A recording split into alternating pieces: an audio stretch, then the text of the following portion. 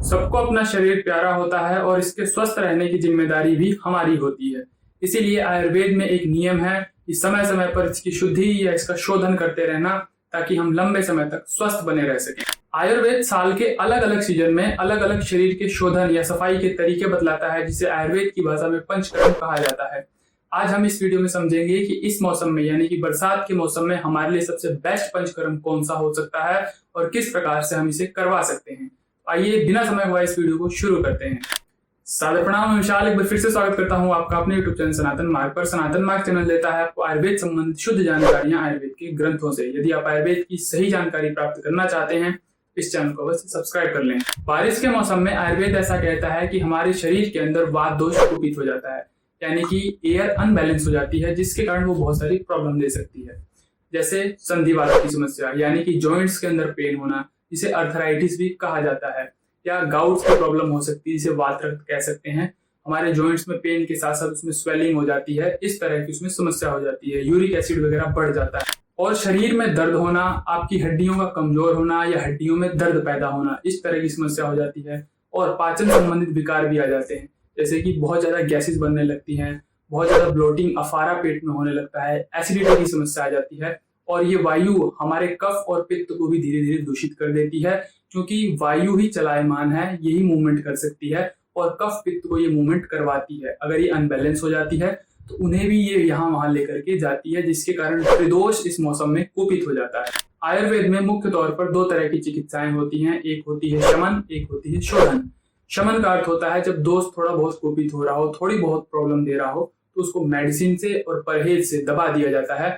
लेकिन अगर फिर से उसको फेवरेबल कंडीशन मिलती है, उसको बढ़ने योग्य कंडीशन मिलती है, जहां हमारा परहेज ऊपर नीचे होता है, तो वापस बढ़ सकता है। और जब बढ़ते बढ़ते वो बहुत अधिक हो जाता है, क्रिटिकल कंडीशन में होता है, तब उसको शोधन करके शरीर से बाहर निकालना होता है। यानी कि दोष बहुत ज्यादा बढ़ जाए, बहुत ज्यादा प्रॉब्लम देने लगे, तो उसकी सफाई कर देनी चाहिए, उसे शरीर से बाहर कर देना चाहिए। इसे ही कहा जाता है शोधन चिकित्सा। इसी शोधन चिकित्सा को हम पंचकर्म कहते हैं और इसके बहुत सारे पार्ट हो सकते हैं। लेकिन हम बात करेंगे बारिश के मौसम में जो वायु अनबैलेंस हो जाती है, इसको किस तरह से बैलेंस किया जाए, इसमें कौन सा पंचकर्म होता है। हमारे शरीर में आयुर्वेद के मुताबिक अलग अलग दोषों के अलग अलग डोमिनेंट एरिया होते हैं। वैसे तो ये पूरे शरीर में रहते हैं, लेकिन इसके कुछ प्रभुत्व स्थान होते हैं जहां ये अपनी प्रबलता दिखाते हैं। जैसे छाती के ऊपर कफ का स्थान माना जाता है, और जितने भी कफ के रोग होते हैं वो छाती के ऊपर माने जाते हैं अधिकतर। और वहीं मध्य में पित्त का स्थान, जो पाचन संबंधी जितनी भी गड़बड़ियां होती हैं वो सभी पित्त के कारण मानी जाती हैं। और वहीं नाभि से नीचे चलें तो वायु का स्थान होता है, तो वायु का डोमिनेंट स्थान होता है हमारी नाभि से नीचे, और वहीं से पूरे शरीर में इसको बैलेंस किया जा सकता है और बड़ी आंत को वहां चुना जाता है। यानी कि बड़ी आंत वायु का स्थान मानी जाती है और वहीं से बस्ती चिकित्सा के माध्यम से पूरे शरीर में वायु को बैलेंस किया जाता है। वात की जो प्रॉपर्टी मानी जाती है, रुक्ष लघु सूक्ष्म खर इत्यादि, यानी कि वो ड्राइनेस पैदा करने वाला होता है, शरीर को हल्का बनाने वाला होता है। तो उसके विपरीत में जो ऑयल बड़ा ही बेस्ट काम करता है, यानी कि वायु का जो दुश्मन है वो है ऑयल, उसको बैलेंस करने का काम करता है। तो हमारी बड़ी आंत में ही कैथेटर वगैरह के माध्यम से ऑयल इंजेक्ट करके बस्ती चिकित्सा दी जाती है, जिससे वहां से ड्राइनेस दूर होने लगती है और धीरे धीरे करके ये पूरी बॉडी से ड्राइनेस को खत्म करती है और वायु को बैलेंस करने का काम करती है। अब बात करें कि बस्ती चिकित्सा कौन कौन कर सकता है, तो यह बीमार व्यक्ति और स्वस्थ व्यक्ति दोनों ही कर सकते हैं, क्योंकि यह बीमार व्यक्ति को बीमारी से राहत देने वाली होती है और स्वस्थ व्यक्ति के अंदर वायु को बैलेंस करके उसके शरीर को स्वस्थ रखती है। बस्ती चिकित्सा के मुख्य तौर पर दो भाग होते हैं, एक निरूह बस्ती और एक अनुवासन बस्ती। निरूह बस्ती बेसिकली काढ़े वगैरह से दी जाती है, पेशेंट की समस्या के हिसाब से काढ़ा सेलेक्ट करके उसको बस्ती दी जाती है। और ये बस्तियां जो होती हैं शरीर में थोड़ी ड्राइनेस पैदा करने वाली होती हैं, क्योंकि इसमें ऑयल का यूज नहीं होता है। तो जो लोग बहुत मोटे होते हैं, जिनके शरीर में मोटापा, फैट, डायबिटीज ऐसी सभी समस्याएं होती हैं, यानी कफ रिलेटेड डिसऑर्डर होते हैं, उनके लिए बहुत अच्छी होती हैं, क्योंकि बॉडी में ये ड्राइनेस पैदा करती है। और वहीं जो अनुवासन बस्ती है, इसको स्निग्ध बस्ती भी कहा जाता है, इसमें तेल यूज होता है। जो बहुत दुबले पतले कमजोर लोग होते हैं या वात रिलेटेड जिसके अंदर बहुत ज्यादा डिसऑर्डर होते हैं, उनके लिए काफी ज्यादा अच्छी मानी जाती है। बस्ती के कुछ पूर्व कर्म होते हैं जिसे स्नेहन और स्वेदन कहा जाता है, यानी कि इंटरनली आपको घृतपान वगैरह भी कराया जा सकता है या ऊपर से भी तेल वगैरह से बॉडी से मसाज की जाती है, इसे स्नेहन कहा जाता है। और फिर आपको स्टीम दी जाती है, जिससे आपकी बॉडी में पूरा स्वेट या पसीना आता है, उसे स्वेदन कहा जाता है। तो ये बस्ती से पहले किए जाते हैं, इसके बाद बस्ती कराई जाती है। अब बात करें क्या बस्ती सबको दी जा सकती है, तो उससे पहले रोगी का परीक्षण किया जाता है कि यह व्यक्ति बस्ती लेने योग्य है भी या नहीं, क्योंकि जब हम बस्ती लेते हैं तो थोड़ी बहुत अग्नि मंद होती है, थोड़ा पाचन कमजोर होता है और शरीर थोड़ी बहुत एनर्जी को लॉस करता है। अगर पहले से ही आपका शरीर बहुत कमजोर है बीमारी के कारण,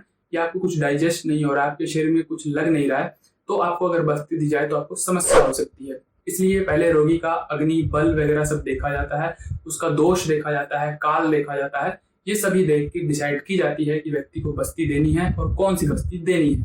बस्ती लेने के बाद आपको बहुत सारी समस्याओं में राहत मिल सकती है, जैसे वात रक्त की समस्या या जो जॉइंट्स पेन होते हैं, अर्थराइटिस वगैरह, हड्डियों से रिलेटेड जो समस्या होती है, साइटिका का जो दर्द होता है, या आंतों से रिलेटेड जो समस्याएं होती है, जैसे कोलाइटिस वगैरह की जो समस्या होती है, आंतों में सूजन या संक्रमण हो जाता है, उसमें भी बस्ती कारगर होती है। कब्ज या कॉन्स्टिपेशन जैसी समस्या में भी बहुत ज्यादा हेल्पफुल रहती है, और जीर्ण ज्वर में भी बहुत कारगर है, यानी कि ऐसा बुखार जो आपको बार बार रिपीट होता हो, बहुत पुराना बुखार हो, बहुत समय से चला आ रहा हो, ठीक होता हो फिर हो जाता हो, ठीक होता हो फिर हो जाता हो, तो ऐसे सभी बुखार के अंदर बस्ती कारगर होती है। मेंस्ट्रुअल इम्बैलेंस के अंदर, यानी कि महिलाओं का जो मासिक चक्र बिगड़ जाता है, उसके अंदर भी बस्ती बहुत ज्यादा कारगर होती है, उसे नियमित करने वाली होती है। लुकोरिया या श्वेत प्रदर जिसको बोला जाता है, वैसी समस्या में भी बस्ती बहुत अच्छा काम करती है। तो और भी बहुत से वात रिलेटेड डिसऑर्डर में बस्ती हेल्पफुल होती है। तो इस वर्षा के ऋतु में यदि आप बस्ती चिकित्सा लेते हैं तो ये आपके लिए बहुत ही हेल्पफुल है, बहुत सी बीमारियों में आपको राहत देने वाली है। यदि आप बिल्कुल स्वस्थ हैं तो आपकी वायु को बैलेंस करके आपको भविष्य में स्वस्थ रखने वाली है। अब बात करें कि पंचकर्म हम कहाँ से कराएं, तो कई बार पंचकर्म बहुत ज्यादा महंगा पड़ जाता है और सब इसको अफोर्ड नहीं कर पाते हैं, तो आप इसको सरकारी मेडिकल कॉलेज जो यानी गवर्नमेंट मेडिकल कॉलेज होता है, वहां से भी इसको करवा सकते हैं। जो आपके नजदीकी मेडिकल कॉलेज है वहां पर जाके संपर्क करें, वहां पर आपको ये सारी सूचना मिल जाएगी। दूसरी बात, जो गवर्नमेंट का आयुर्वेदिक अस्पताल होता है, यानी कि सरकारी आयुर्वेदिक अस्पताल, उसमें भी जाकर के आप पंचकर्म करवा सकते हैं। इन सभी सरकारी संस्थानों में आपका बहुत अधिक पैसा नहीं लगेगा, काफी उचित मूल्य पर आपका पंचकर्म हो जाएगा। क्या पंचकर्म घर पे किया जा सकता है? देखिए, पंचकर्म एक ऐसी चिकित्सा है जो मेडिसिन सिर्फ खा लेने भर की बात नहीं है, यानी कि इसमें जो एक एक्सपर्ट होता है वही आपको बता सकता है कि कौन सी मेडिसिन से आपको पंचकर्म लेना चाहिए, किस प्रकार से लाभ होगा। और कई बार अनबैलेंस होता है, कुछ बिगड़ता है, हालत खराब होती है, तो वो तुरंत संभाल सकता है। लेकिन यदि आप घर पे ही कुछ एक्सपेरिमेंट करने लग गए और कई बार लूज मोशन लग गए, अतिसार लग गया, वो बंद ही नहीं हुआ, तो आपकी हालत खराब हो सकती है। इसलिए एक एक्सपर्ट की निगरानी में ये करना बहुत ही उचित होता है। जिस प्रकार से ऑपरेशन करना सर्जन का काम है, आप उसे घर पे नहीं कर सकते हैं, ठीक इसी प्रकार से जो पंचकर्म है एक एक्सपर्ट डॉक्टर का काम है, वही वो कुशलता से कर सकता है। पंचकर्म का अलग अलग समय होता है, यानी कि हफ्ता दिन, 10 दिन, 15 दिन और कभी कभी समस्या के हिसाब से महीना दिन भी दिया जा सकता है। तो ये सभी बात एक्सपर्ट ही डिसाइड करता है कि कौन सी औषधि से पंचकर्म देना है और कितने समय तक देना है। और पंचकर्म के बाद के कर्म, यानी कि किस प्रकार से आपका खान पान होना चाहिए, अगर कोई बहुत ही क्रिटिकल रोग है तो उसमें मेडिसिन दी जाती है, जो कि पंचकर्म करने के बाद आपके शरीर का जब शोधन हो जाता है तो वो दवाई बहुत ही अच्छे से आपके शरीर पे काम करती है। तो इसीलिए एक्सपर्ट की सलाह में इसको करना उचित रहता है। अगर आपको कोई समस्या नहीं है और थोड़े बहुत हेल्थ बेनिफिट के लिए आप इसे लेना चाहते हैं तो एक बार आयुर्वेदिक डॉक्टर से संपर्क कर लें, वो आपको बता देंगे या एक बार आपको समझा देंगे कि मात्रा वगैरह जो बस्तियां होती हैं, छोटी बस्तियां जो होती हैं, जो कि पुष्टिकारक बस्तियां मानी जाती हैं, वो किस प्रकार से आप घर पर ही ले सकते हैं। लेकिन उसको भी एक बार समझना पड़ेगा, आपको देखना पड़ेगा, तभी आप उसे कर सकते हैं। तो ये थी जानकारी वर्षा ऋतु में अपनी बॉडी को डिटॉक्स करने की, यानी कि शरीर की शुद्धि करने की। इसी प्रकार की ज्ञानवर्धक स्वास्थ्यवर्धक जानकारियों के लिए हमारे साथ जुड़े रहें, चैनल को सब्सक्राइब कर दें, बेल आइकन का बटन दबा दें, आने वाले नोटिफिकेशन आपके पास समय पर पहुंच जाए। आज के लिए विदा लेते हैं साथ, प्रणाम।